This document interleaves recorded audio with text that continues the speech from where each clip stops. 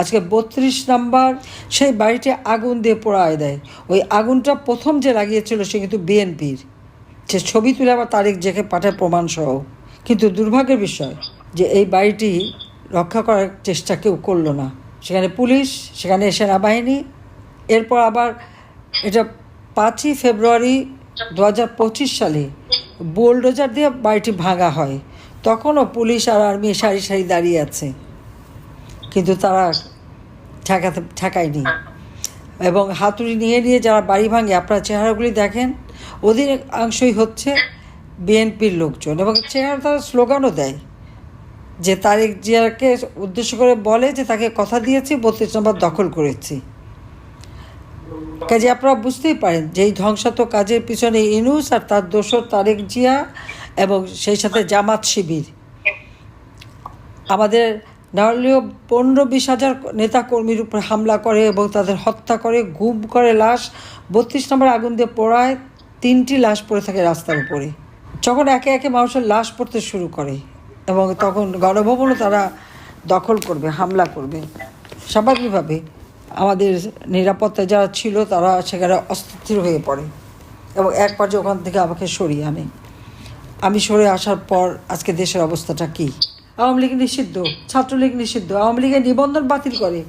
আওয়ামী লীগের নিবন্ধন বাতিল করার ইউনূসকে, ডক্টর ইউনূসকে আমি সেটা জিজ্ঞাসা করি, সে কি জনগণের ম্যান্ডেট নিয়ে ক্ষমতা এসেছে?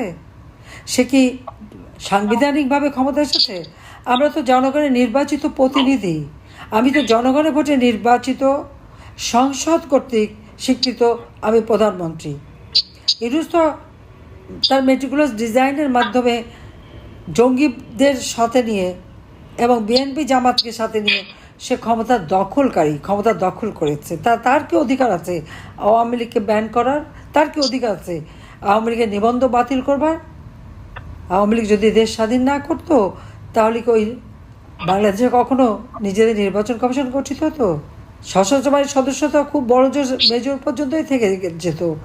কালে ভদ্রে একজন বোধহয় কর্নেল পর্যন্ত উঠেছিল। জাতির পিতা 6 দফা দেওয়ার পর একজন আধা বাঙালি আর একজন যে বাংলাদেশেই বিশ্বাস করে না, জেনারেল পর্যন্ত মেজর জেনারেল পর্যন্ত উঠতে পেরেছিল। কোনো বাঙালির তো কোনো প্রমোশন হতো না।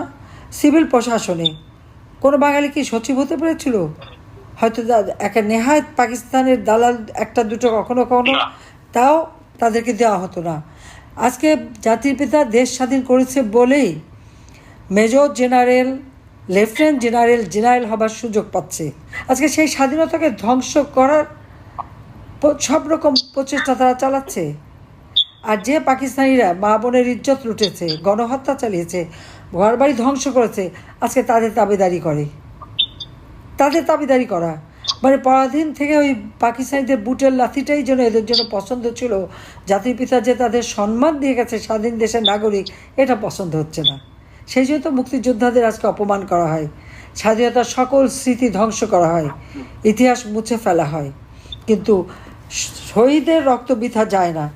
লাখো শহীদের রক্তের বিনিময়ে অর্জিত এই স্বাধীনতাকে ধ্বংস হতে দেওয়া যাবে না।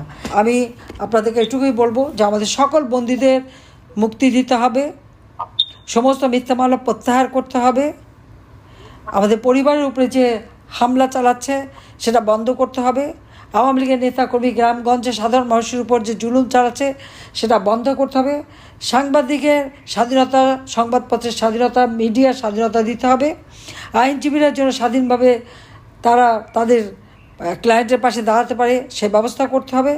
আইনের শাসন নাই, কিচ্ছু নাই দেশে, সব শেষ করছে। আইনের শাসন প্রতিষ্ঠা লাভ করতে হবে। আমি জানি ইউনূস এ ব্যাপারে ব্যর্থ, সে পারবে না। কাজে তাকে হটিয়ে দিয়ে বাংলাদেশে জনগণ যেহেতু নির্বাচন চায়, আমি যদিও এখনও প্রধানমন্ত্রী, আমি রিজাইন করি নাই, তারপর আমি বলবো বাংলাদেশের মানুষের চাহিদাটাই আমার কাছে গুরুত্বপূর্ণ। একদম সম্পূর্ণ নিরপেক্ষ তত্ত্বাবধায়ক সরকার গঠন করে তার অধীনে নির্বাচন দিতে হবে। ইউনূসের অধীনে কোনো নির্বাচন সফল হবে না, কোনো জনগণ ভোট দিতে পারবে না। সে তো জঙ্গি, সন্ত্রাসী এবং তারেক জিয়া আর এক জঙ্গি, এদেরকে নিয়ে সে সমস্ত ভোট নষ্ট করবে। কাজে নির্বাচন হতে হবে একেবারে অবাধ, নিরপেক্ষ, সুষ্ঠু নির্বাচন। একজন তত্ত্বাবধায়ক সরকার, সম্পূর্ণ নিরপেক্ষ তত্ত্বাবধায়ক সরকার অধীনে নির্বাচন হতে হবে, যেখানে সকল মানুষ তার ভোট দেওয়ার স্বাধীনতা পায়। আর আমি তো আছি দেশের মানুষের জন্য। আজকে যে ছাত্রছাত্রীরা এই আন্দোলনে গিয়েছিল তারা আজকে বুঝতে পেরেছে তাদের ভুলটা। সবাই আমাকে ফোন করে, আমার কাছে ক্ষমা চাই। এরা তো আমার নাতির বয়সী, ক্ষমা করার কী আছে? তাদেরকে বিভ্রান্ত করা হয়েছে। এই বয়সটা অল্প বয়স, এটা তো বিভ্রান্ত হওয়ারই বয়স। আমি বলছি আমার কাছে ক্ষমা চাইতে হবে না, আমি এমনি ক্ষমা করি, দোয়া করি তোমরা অন্তত সঠিক পথে আসো, দেশকে ভালোবাসো, দেশের মানুষকে ভালোবাসো, মানুষের জন্য কাজ করো। এটাই, ওই সুদখোর জঙ্গিদের জন্য না।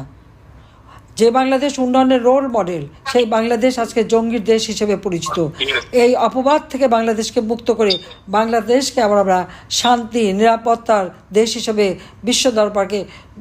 বিশ্ব দরবারে সম্মান ফিরিয়ে আনবো।